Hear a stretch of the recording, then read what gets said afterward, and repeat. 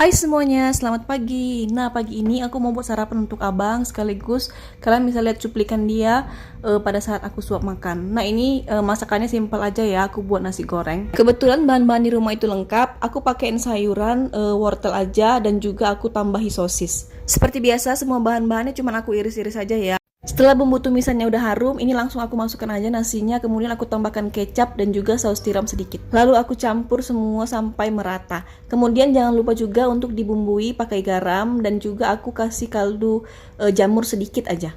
Aku aduk lagi sampai merata, jangan lupa koreksi rasa. Ini udah selesai, ini aku salin dulu untuk abang sedikit, kemudian aku mau tambahkan sedikit cabai rawit untuk aku dan pak suami. Dan semuanya udah selesai, ini aku salin ke piring. Ini dia sarapan kami pagi ini. Dan lanjut setelah ini aku langsung suap anakku.